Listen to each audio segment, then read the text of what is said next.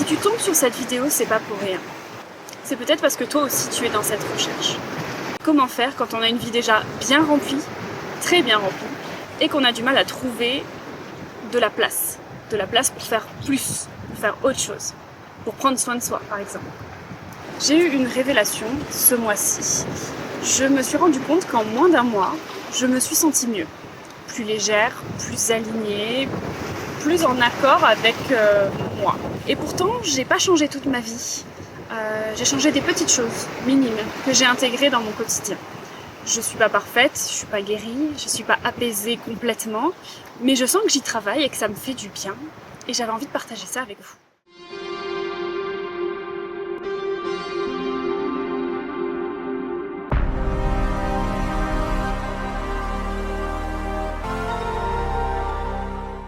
Et bonjour tout le monde, j'espère que vous allez bien. On se retrouve dans un cadre très particulier, on est à la mer. J'espère que vous m'entendrez malgré le vent qu'il y a. C'est pour ça que j'ai pris mon petit micro. Mais j'ai un peu peur quand même. Ça se trouve, je filme cette vidéo pour rien et je vais devoir la recommencer parce que il y a beaucoup de vent. Mais en fait, il faisait tellement beau que je voulais être là. Je voulais venir filmer ici. Et je sors totalement de ma zone de confort parce que j'ai mis un quart d'heure à choisir cet emplacement et que je pensais être plutôt tranquille. Et j'ai grimpé tout le long d'une digue pour m'installer tout au fond et être à l'abri entre guillemets un petit peu des regards. Et j'ai toute une classe de marmots qui vient de débarquer de je ne sais pas où et qui est pile en face de moi. Voilà, donc je sors complètement de ma zone de confort. J'ai sécurisé mon trépied en posant mes pieds dessus et dessous. Donc je suis pas du tout confortable parce que j'ai peur qu'il se casse la gueule. Vous voyez, comme c'est en train de le faire actuellement. Écoutez, je vais mettre mes lunettes de soleil parce que de toute façon je ne vous vois pas. Du coup, si vous entendez crier derrière, ce sont les marmots. J'espère qu'ils resteront pas trop longtemps parce que ça me stresse, mais bon, je me challenge, j'ai envie de dire que je me challenge en ce moment, donc c'est parti. Comment faire quand on a une vie déjà bien remplie, très bien remplie, et qu'on a du mal à trouver de la place pour faire plus, pour faire autre chose, pour prendre soin de soi par exemple. Crois-moi, j'ai une vie très prenante, avec un timing presque millimétré. Pour ceux qui tomberaient sur cette vidéo et qui ne me connaîtraient pas parce que cette vidéo fait un buzz énorme, j'ai un boulot très prenant. 8 heures de travail par jour au minimum, 5 jours par semaine, des horaires qui changent entre le jour et la nuit ou qui peuvent s'allonger à l'infini. Un boulot qui fait aussi beaucoup de charge mentale. À côté, je suis une femme qui a des besoins, bien entendu. Je fais du sport, j'ai ma chaîne YouTube, mon podcast qui me prennent du temps et je suis également belle-mère. Mon conjoint a des enfants et nous avons donc à la charge de 3 enfants, 3 garçons à la maison, avec bien entendu tout ce que ça implique. En prime, j'ai un projet personnel sur lequel je travaille sur mes temps de repos et pour couronner le tout, nous n'avons pas encore emménagé ensemble avec mon conjoint, sinon c'est pas drôle, notamment parce que je suis bloquée par mon travail et que je ne peux pas déménager tout de suite. Donc je fais des allers-retours quotidiens, je pars plus tôt, je rentre plus tard, etc. Petite mise en contexte d'il y a un mois. En plus de tout ce que je viens de vous décrire sur ma vie, nous étions fin décembre. Fin d'année, je faisais une vidéo par jour pour vous partager mes calendriers de l'Avent. Nous avons également acheté une maison avec mon conjoint dont nous devons faire les travaux et donc ça nous prend pas mal de charge mentale. Vous comprenez bien que tout mis bout à bout, ça m'a causé une grosse fatigue mentale. J'étais à bout, à fleur de peau par moments, avec des tendances à prendre les choses mal ou personnellement et à m'énerver.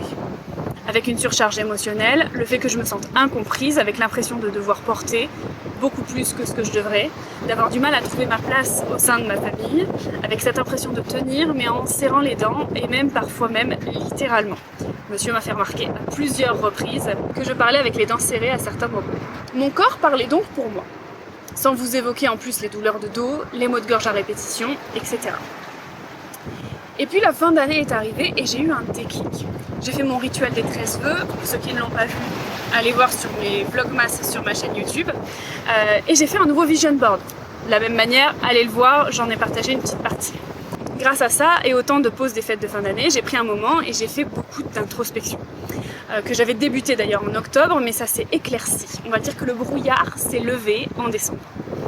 C'est comme si le shadow work que j'ai commencé en octobre avait continué à faire effet dans l'ombre pour finalement m'ouvrir grand les yeux en décembre et tout était clair. J'ai pris conscience de ce que je voulais et surtout de ce que je ne voulais plus. Et je n'ai pas cherché à aller mieux, au plus vite, mais à m'écouter le plus justement possible. Petit aparté sur les enfants, ils ont l'air d'avoir fait leur camp, ils sont tous assis et ils jouent dans l'eau à jeter des cailloux. Je suis ravie. C'est pas grave, écoutez, on se challenge aujourd'hui. Donc je savais qu'avec ma vie et mes contraintes, je ne pouvais pas drastiquement tout changer du jour au lendemain. Mais il y a cette phrase qui dit « Si rien ne change, rien ne change ». Vous l'avez peut-être déjà entendue. Elle ne parle pas de grands bouleversements, elle parle de micro-choix répétés. Mais si je pense pareil, je réagis pareil, je me parle pareil, je me tais quand ça ne va pas, je repousse le repos et je minimise mes signaux, eh ben le résultat sera forcément le même. Je ne peux pas agir de même en pensant qu'il va y avoir par magie un résultat différent. Donc ce n'est pas une chose, c'est plusieurs ajustements qui se sont installés naturellement. Avec des choses simples, implémentées dans mon quotidien, ou alors des exercices de 5 minutes, et parfois même beaucoup moins. Vous l'avez compris, j'ai pas tout changé, mais j'ai changé la façon dont je m'écoute déjà, quand ça ne va pas. Je n'ai pas cherché à aller beaucoup mieux d'un coup. J'ai juste arrêté de faire exactement pareil en espérant me sentir différente. Si vous écoutez mon podcast, vous savez que j'aime bien vous faire réfléchir ou vous donner des prises de conscience en fin d'épisode à travers des citations. Alors je vais vous en donner une ici, qui est parfois attribuée à un homme très connu. Les sources ne sont pas toutes convaincues. Cet homme, c'est Albert Einstein. Et ce qu'il aurait dit, c'est la phrase suivante. La folie, c'est de faire toujours la même chose et de s'attendre à un résultat différent. Je la répète. La folie, c'est de faire toujours la même chose et de s'attendre à un résultat différent. Voilà.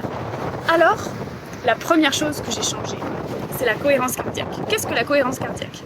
C'est une technique de respiration qui vise à synchroniser la respiration avec le rythme cardiaque afin de réguler le système nerveux autonome. Le plus courant, une inspiration de 5 secondes, une expiration de 5 secondes, et ce, pendant 5 minutes. Facile à retenir. Je vous conseille d'ailleurs l'application Respire Relax Plus, c'est celle que j'utilise, et de le faire au moins matin et soir, et si possible, le midi ou dans la journée. Sur cette application, vous pouvez enlever le son ou non au besoin. Ce qui est scientifiquement prouvé, la respiration lente et régulière augmente la variabilité de la fréquence cardiaque, donc la VFC. Cette VFC, quand elle est élevée, elle est associée à une meilleure régulation du stress, une meilleure adaptation émotionnelle. Elle active le système nerveux parasympathique qui régule donc la récupération, le calme, etc. Et ces effets sont documentés en physiologie, en cardiologie et en neurosciences.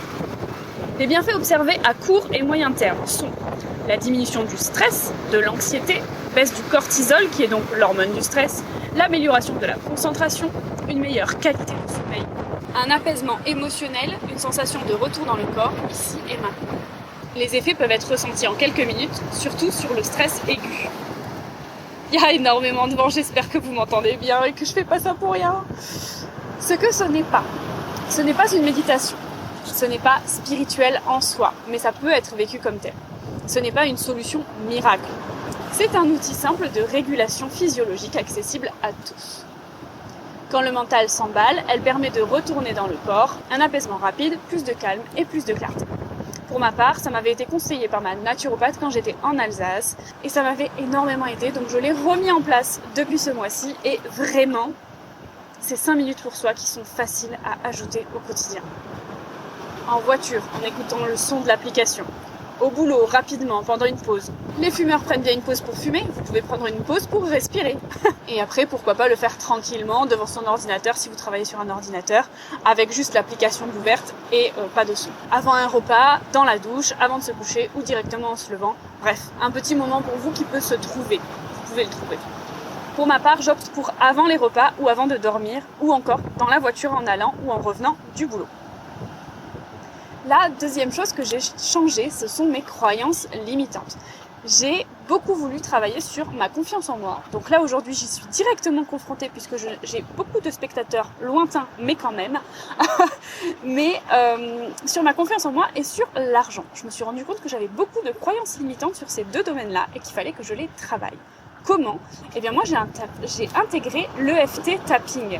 Alors l'EFT c'est l'Emotional Freedom Technique qui me tentait pas du tout au début parce que je me disais est-ce que se tapoter des zones du corps ça aide vraiment en répétant des phrases? Je sais pas, j'arrivais pas à me dire que ça allait avoir un changement drastique dans ma vie ou quoi que ce soit. Mais je l'ai quand même mis en place. Donc l'EFT Tapping, pour vous expliquer. Je reprends mes petites notes. C'est une technique de régulation émotionnelle qui combine le fait de verbaliser une émotion ou une croyance avec des tapotements légers sur des points précis du corps. Ces points sont issus de l'acupuncture, mais sans aiguille du coup puisque vous tapotez avec vos doigts.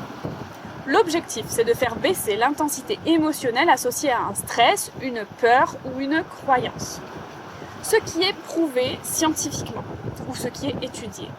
Plusieurs études montrent que l'EFT peut réduire le stress et l'anxiété, diminuer les symptômes liés à une grosse vague, au stress post-traumatique. On observe aussi une baisse du cortisol après une séance d'EFT. Les tapotements et l'exposition verbale activent une désactivation de la réponse du stress par l'amygdale. Les mécanismes précis sont encore étudiés, mais les effets sur la régulation émotionnelle sont de plus en plus documentés. Les bienfaits observés sont les suivants. Apaisement émotionnel rapide, diminution de la charge liée à une pensée ou à une croyance, meilleure prise de recul, sensation de sécurité intérieure, utile pour le stress, l'anxiété, les peurs, les croyances limitantes ou la surcharge émotionnelle. J'ai peur parce que j'ai mis mes chaussures là-bas et j'ai peur qu'elles tombent dans l'eau en fait. J'aurais dû les prendre avec moi. Mais je peux pas y aller maintenant, donc au pire si elle tombe, je rentrerai sans chaussures. Je suis en train de les regarder, je me dis avec le vent qu'il y a, si elle tombe, je suis dans la merde. Mais tant pis, je rentrerai sans chaussures. Écoutez, de toute façon je peux pas bouger, là j'ai mes pieds sur le trépied, c'est mort. Alors du coup oui, la première fois que tu le fais, ça fait une sensation bizarre de tapoter un peu partout sur toi. Mais franchement, je m'attendais pas à autant de changements en si peu de temps. Pour ma part, je l'ai utilisé pour la confiance en soi, comme je vous l'ai dit, et les blocages sur l'argent. Je suis plus à l'aise au quotidien. Et je sens que je me crispe moins quand je paye quelque chose, par exemple. C'est-à-dire qu'avant, je me crispais lors de grosses dépenses pour les courses, etc. Et maintenant, je trouve que je l'encaisse mieux, j'ai envie de dire, parce que je suis plus sereine. Il y a des très grosses vagues. J'ai un peu peur de devoir me barrer à un moment. S'il vous plaît, les vagues, si vous pouviez vous calmer, ce serait gentil. Ensuite, un autre pilier que j'ai mis en place, je sais même pas si j'ai fini le dernier. Ah oui, je voulais vous dire que c'était quelque chose que j'allais continuer et que je vous tiendrai bien sûr au courant. Donc l'autre chose que j'ai changé, c'est j'ai commencé le journaling. Donc j'avais déjà commencé un petit peu l'année dernière en faisant pas mal de shadow work, mais c'était pas quotidien. Aujourd'hui, c'est quasiment quotidien. Je dois écrire 4 à 5 fois par semaine, vous voyez, donc c'est pas quotidien, mais c'est très souvent. Alors que l'année dernière, c'était surtout pour les pleines et nouvelles lunes que j'écrivais ou ce genre de choses. Je faisais des manifestations et je faisais du shadow work en fonction de la période. Mais là, en ce moment, c'est très fréquent. En fait, je l'utilise quand ça tourne en boucle dans ma tête, quand je sens que j'ai besoin d'écrire, de clarifier quelque chose, quand je me pose une question, quand je veux travailler sur une croyance. Et je vous avoue que parfois, pour cette dernière option, je demande à mon meilleur ami, ChatGPT, de me trouver les questions en fonction du sujet. Ça me permet donc de verbaliser sans filtre, puisqu'il n'y a que moi qui lis ce journal, de me poser les bonnes questions, de mettre des mots sur les choses plutôt que de garder tout en moi et de le ranger dans un tiroir de mon esprit et que de ne le ressortir que quand ça déborde, vous voyez ? De clarifier mes émotions, la visualisation, la manifestation, le shadow work, clarifier mes peurs, mais aussi mes envies. Ensuite, pour la 4e chose que j'ai changée, c'est l'écoute de mon corps et de ses limites. J'écoute beaucoup plus les signaux, les fatigues, les mots que je peux avoir dans différents endroits du corps, que ce soit des maux de dos, que ce soit la gorge, que ce soit la tête, etc. Et je les traduis. Je lis dans mon dictionnaire des malaises et des maladies et je regarde à quoi ça correspond. Et ensuite, j'ai l'air con, mais je parle à mon corps. C'est-à-dire que je lui explique que j'ai compris quel message il voulait me faire passer, j'ai compris dans quel état je me trouvais, j'ai compris pourquoi j'avais ce mal-là qui venait d'apparaître, et que je l'entendais, je le voyais, et que j'allais faire en sorte de régler ce point. Et d'ailleurs, j'ai une petite anecdote. Il y a peut-être 2 semaines, j'ai eu un mal de gorge, mais carabiné. Je me suis dit, ça y est, c'est mort, je suis malade, je vais plus pouvoir manger, je vais plus pouvoir boire, je vais plus pouvoir chanter, parce que j'adore chanter dans ma voiture, quand je vais au boulot ou quand j'en reviens. Et je me suis dit, c'est mort, je suis malade.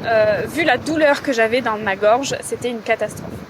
J'ai regardé ce que ça voulait dire, alors pas dans mon dictionnaire parce que j'étais pas chez mon chéri, mais j'étais en fait sur la route pour chez moi quand je me suis dit qu'il fallait que je regarde. Donc j'ai regardé après avec ChatGPT en lui disant de me dire ce que ça voulait dire spirituellement d'avoir mal à la gorge, ce qu'il m'a expliqué.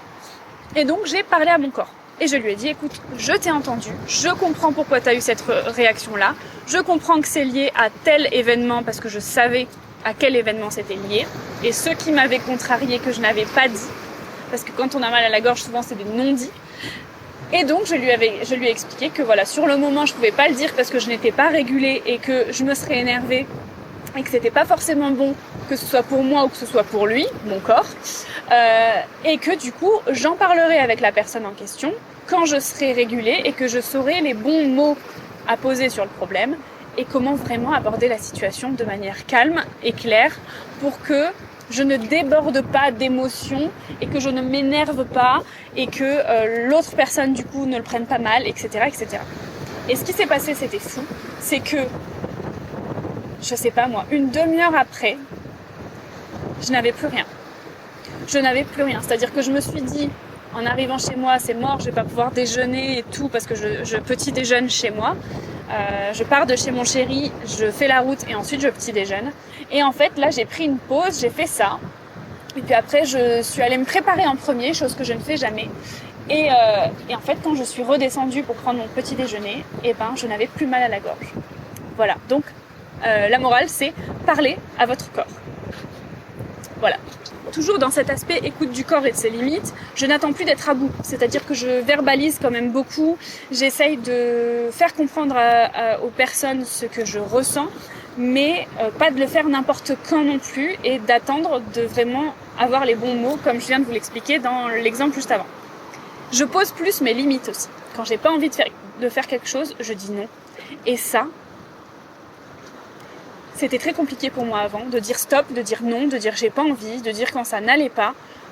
J'étais toujours la fille souriante, qui allait toujours bien, qui disait jamais quand ça allait pas. Et en fait, les gens pensaient que j'allais toujours bien, alors que des fois, non. Et des fois, en fait, ça fait pas de mal de dire non, ça ne va pas, pour telle et telle raison. Et maintenant, je dis non, en fait, quand ça me convient pas, quand je ne peux pas faire quelque chose, parce que des fois, je me suis rendu compte que je disais oui, pour arranger la personne, mais au final, je pouvais pas. Je me rajoutais de la charge pour rien. Vous voyez ce genre d'ami qui va dire oui à tout, quitte à se mettre dans la merde. Vous voyez, quitte à être en retard, genre en sortant du boulot, est-ce que tu peux m'amener là parce que j'ai besoin de récupérer ma voiture. Je vous dis une connerie, ça ne m'est pas arrivé. Mais j'ai besoin de récupérer ma voiture, tu peux m'amener au garage en sortant du boulot. Je vais lui dire oui, alors que je sais pertinemment que le temps que je me change, que je l'amène, ça va me faire un détour. Déjà que je rentre chez moi 1 heure après, et ben en fait, du coup, je perds du temps sur le coucher, sur le repas, sur le coucher des enfants, sur ma vie avec mon conjoint, etc. Et des fois, c'est des personnes qui sont même pas mes amis, même pas mes potes, c'est juste des connaissances ou des choses comme ça. Alors, cette situation-là précise ne m'est pas arrivée, mais c'est le genre de situation qui aurait pu m'arriver avant. Donc maintenant, je le dis. Le 5e pilier que j'ai changé, c'est mon dialogue intérieur. Et le fait que j'écoute plus mon intuition que mon ego et que j'essaye de faire la différence entre les deux. Donc déjà, j'ai appris à observer la petite voix critique qui était dans ma tête. Celle qui te dit, t'es pas assez bien, la honte, tu viens de faire ça, non mais regarde-toi, cette petite voix méchante, vous voyez ? J'ai appris à l'observer et à identifier qu'en fait c'était mon ego qui parlait pour me protéger d'une honte, me protéger d'une peur, me protéger. Et en fait, je me suis posé la question, chaque fois que je l'entendais, cette petite voix, ok, je vois que t'es là, je vois ce que tu me montres, pourquoi est-ce que tu me montres ça ? Et j'ai conscientisé les pensées que j'avais pour ne faire plus qu'un, en fait, avec mes pensées, entre guillemets, et comprendre justement plutôt comprendre que je ne suis pas mes pensées, vous voyez ? Du coup, j'ai appris à distinguer ce qui était l'ego et l'intuition. Si jamais vous voulez, je pourrais vous en faire une vidéo complète, ça c'est pas un souci. N'hésitez pas à me le dire en commentaire. Et j'ai appris du coup à bloquer ou rediriger quand l'ego devient trop dur avec moi, quand je deviens trop dur avec moi. Enfin non, du coup pas moi, mais quand mes pensées deviennent trop dures avec moi, vous voyez. Et j'ai appris du coup, j'essaye d'apprendre à dissocier l'ego de moi. Si ça fait sens. Comme si j'étais deux personnes différentes et qu'il y avait la personne méchante qui est méchante parce qu'elle essaie de me protéger mais qui est méchante quand même. Et la personne qui essaie de comprendre pourquoi cette personne est méchante. Et qui essaie de faire un sens à tout ça. Bref. J'ai donc appris à me parler avec plus de douceur. C'est-à-dire que toutes ces phrases où des fois je me disais « Ah, t'es trop nul, oh, tu mérites pas ça, oh, machin », dès que je l'entends, je la redirige. « Ah, t'es trop nul. Non, ok, je suis pas nulle. C'était une pensée... comment le dire ? C'était une pensée impulsive. Je suis pas nulle. J'ai essayé, ça n'a pas fonctionné. La prochaine fois, ça fonctionnera. Je pourrais changer ça. Et en fait, j'essaye d'apporter de la douceur dans ce que je pense de moi-même. Et même si c'est imparfait. En fait, j'essaie de me rendre compte que je ne suis pas ce que je pense. Voilà. Et que je ne crois pas à tout ce que je pense aussi. Donc tout ça, mis bout à bout. J'ai aussi mis en place le fait de boire 2 litres d'eau par jour, mais ça je pense pas que ça rentre énormément en compte là-dedans. Et je commence à me prendre des vagues. Ce que ça a changé de moi, je commence à avoir une crampe au pied. Ça part en cacahuète, ça y est. Ce que ça a changé en un mois, c'est que j'ai moins de tension interne, je trouve. Il y a moins d'accumulation, parce que du coup j'exprime beaucoup. Il y a plus de conscience, que ce soit de moi, de mon corps, de mes pensées. Il y a plus de respect aussi de moi-même. J'ai des réactions plus saines et du coup j'ai des relations qui sont aussi plus saines avec les autres et avec moi-même. C'est pas une méthode miracle, il n'y a pas de perfection. Mais il y a de la cohérence, il y a de l'écoute, il y a de la régularité parce que je fais ça tous les jours. Donc il faut pas tout faire en fait d'un coup. Mais petit à petit, ça c'est les choses que moi j'ai implémentées là, actuellement dans mon quotidien. Et c'est des choses qui prennent pas 15 ans, vous voyez. La cohérence cardiaque, oui, ça prend 5 minutes le matin, 5 minutes le soir. Et parfois 5 minutes le midi. Donc 15 minutes dans une journée, c'est quoi ? Pendant que vous êtes sous la douche, pendant que vous êtes dans votre voiture, c'est rien. C'est rien du tout 5 minutes dans la journée. Pendant que votre repas est en train de cuire, c'est rien du tout. En attendant devant le micro-ondes, même, c'est rien, 5 minutes. Donc, c'est la seule chose qui prend vraiment du temps que j'ai implémenté. J'aimerais vous dire que j'ai implémenté la méditation aussi parce que j'en ai fait quelques-unes, mais j'en ai pas fait assez pour dire que c'est rentré dans mes habitudes. Mais c'est pas grave, on évolue, on avance petit à petit. Je me rends compte que la méditation me fait du bien autant que la cohérence cardiaque, mais avec le quotidien que j'ai, des fois, c'est pas possible. Alors peut-être que je me cherche un peu des excuses, je vais réussir à le mettre en place. Mais là, je peux pas vous dire que c'est mis en place et qu'il y a des résultats. Donc pour l'instant, les piliers, c'est cela. Alors, si cette vidéo te parle, si tu t'es reconnu à travers tout ça, sache que tu n'es pas seul. Tu n'es pas seul. On est beaucoup dans ce cas-là à ne pas savoir comment mettre des choses en place dans nos quotidiens, à se dire que en fait il y a trop de choses qu'il faut mettre en place, il faut faire du yoga, il faut faire du pilates, il faut faire de la méditation, il faut faire de la cohérence cardiaque, il faut se lever en même temps que le soleil, aller prendre le soleil pendant 5 minutes et puis faut pas prendre de café, faut manger sainement, il faut faire ci, il faut faire ça. En fait, choisis les choses qui comptent le plus pour toi et les choses qui auront le plus d'impact selon toi dans ta vie et implémente-les. Ça peut être manger plus de légumes, ça peut être manger moins de viande si c'est dans les choses que tu veux mettre en place, ça peut être avoir plus de foi, ça peut être prendre plus soin de toi. Moi, c'était ça, en fait, que je cherchais à travers ce premier mois de l'année, de prendre plus soin de moi, de m'écouter. Et j'ai réussi parce que je me suis jamais forcée à faire quelque chose. Je me suis jamais forcée à faire du journaling quand j'en avais pas envie, à faire de la méditation quand j'en avais pas envie. Il y a des jours où j'ai skippé la cohérence cardiaque, je vous le dis, mais j'ai senti qu'en fait, ça me manquait et que, en fait, la cohérence cardiaque, ça me faisait vraiment du bien. Donc, je l'ai implémenté vraiment quotidiennement et je m'en rends compte en fait quand je le fais pas. Et ça fait une sacrée différence, selon moi. Donc, sache que tu n'as pas besoin d'en faire trop. Fais ce qui te semble juste.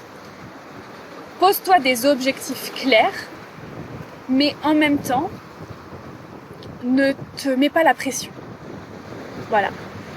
Il faut que tu aies envie et conscience que c'est bon pour toi, mais il ne faut pas que tu te mettes la pression pour ça.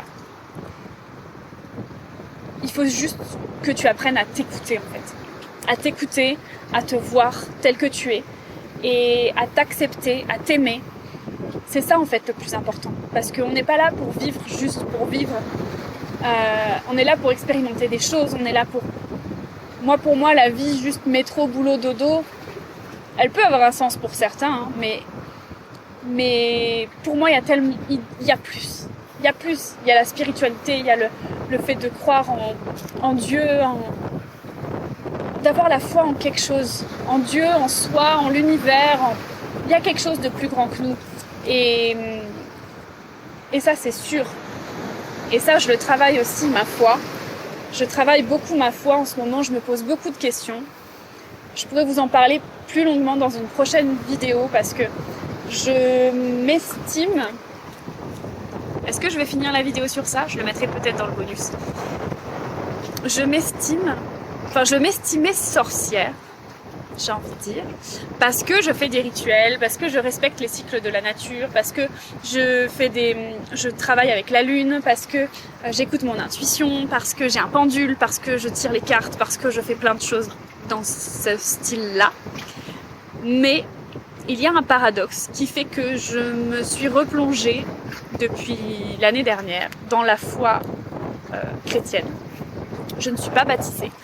Mon conjoint l'est, mais pas moi. Et en fait, j'ai pris des cours. J'ai commencé des... S'il vous plaît, le vent, laissez-moi finir ma vidéo. J'ai commencé un cursus de catéchuménat, donc c'est le catéchisme adulte, pour comprendre. Pour comprendre, pour apprendre, pour avoir ces notions que je n'ai pas. Parce que, comme je vous ai dit, je ne suis pas baptisée, donc il y a plein de choses que je ne sais pas, que je ne connais pas. Et pour apprendre la foi, pour apprendre ce que c'est, pour apprendre ce qu'on nous enseigne en fait dans les églises et comment eux voient les choses. Je pense qu'il y a quelque chose qui existe. Je vous l'ai toujours dit, que ce soit Dieu, que ce soit l'univers. Les chrétiens vous diront que c'est Dieu qui a créé l'univers, mais je vais enlever ma pince parce qu'elle est en train de se barrer et je vais la perdre. Mais je sais pas si je suis dans un entre-deux, j'ai envie de dire. Je suis dans un entre-deux. Après, je ne fais rien qui puisse être hors de la foi chrétienne non plus. Parce que quand je tire les cartes, je ne m'amuse pas à regarder l'avenir. C'est plus une guidance, par exemple. Mais de toute façon, j'essaie de me justifier et il faut que j'arrête de faire ça aussi. Mais voilà, je suis dans cet entre-deux où je crois qu'il y a plus grand, je sais qu'il y a plus grand. Mais qu'est-ce qu'il y a? Ça, je ne sais pas. Donc c'est un des autres piliers que je travaille, mais ça depuis l'année dernière, donc ça c'est encore autre chose. Je sais pas si je mettrai ce passage-là dans la vidéo. Peut-être que je le mettrai dans le bonus. Parce que... Ah et puis merde, pourquoi je le mettrai pas? Parce que le regard des gens, parce que j'ai peur d'être jugée, parce que quelqu'un pourrait tomber dessus, que je connais et me dire oui, et alors? Et alors? Et alors? En fait, vous je vous connais pas. Et si quelqu'un que je connais tombe dessus, bah tant mieux, ça veut dire que ma chaîne marche en soi. Donc je mettrai ça en fin de vidéo. Peut-être même pas dans le bonus, peut-être en vraie fin de vidéo. Parce qu'en fait, c'est ce que je suis, c'est les questions que je me pose et c'est ce que j'ai envie de vous partager aujourd'hui parce que je pense qu'il y a des personnes comme moi qui se posent des questions, qui sont peut-être pas baptisées ou qui sont baptisées et qui se posent une question de retour dans la foi ou de trouver la foi. Et pour moi, c'est pas parce que je fais des cours de catéchuménat que ça y est, je vais être une chrétienne modèle et que j'ai une étiquette sur le front.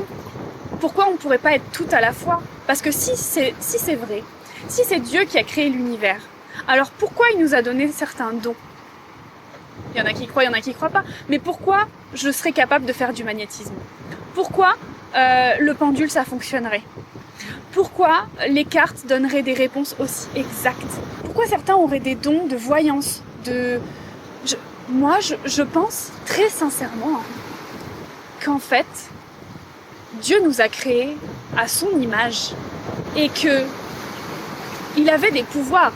Parce que pour ceux, j'ai regardé aussi la série The Chosen, petit aparté, je vous la conseille très fortement si vous vous posez des questions sur la foi. Il avait des pouvoirs, il a guéri des malades, il savait avant même que les gens parlent ce qu'ils avaient en tête. Il avait des pouvoirs et c'était un homme, Jésus. Jésus était un homme. Alors, si Dieu nous a créés à son image et qu'il a créé Jésus à son image, pourquoi il n'y aurait pas d'autres personnes avec des capacités, avec des facultés, avec des moyens de se connecter au divin? Pourquoi il n'aurait pas créé des moyens comme les oracles ou les tarots pour se connecter à plus grand que soi? Bref, je pars dans quelque chose de très philosophique. J'espère que cette vidéo, un peu style podcast, un peu style décontracté à la plage, vous a plu. Je suis désolée pour le cadrage parce qu'avec mes pieds c'est un peu compliqué, je vous tiens. Mais j'essaierai de refaire ça parce que franchement ça m'a fait du bien de venir à la mer aujourd'hui. C'est quelque chose que je fais jamais. Et enfin je faisais quand j'étais jeune parce que j'ai toujours habité pas très loin de la mer. Et je le faisais quand j'étais plus jeune, quand j'avais besoin de décompresser, je venais là, soit courir, soit marcher, me poser sur une digue comme je suis là avec vous. C'est quelque chose que je fais plus.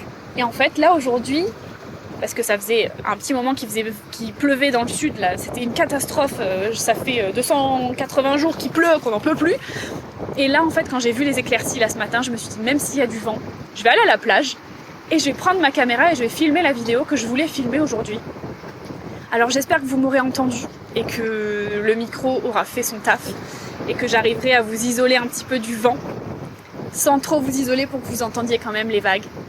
Et puis voilà, je vous souhaite une très belle journée, une très belle soirée. Merci d'être resté sur cette vidéo jusqu'à la fin. Merci à ceux qui prennent le temps de s'abonner, de me donner un petit like et un peu d'amour dans les commentaires. Je vous fais des bisous et je vous dis à la prochaine. Ciao. Et j'ai fait mes ongles.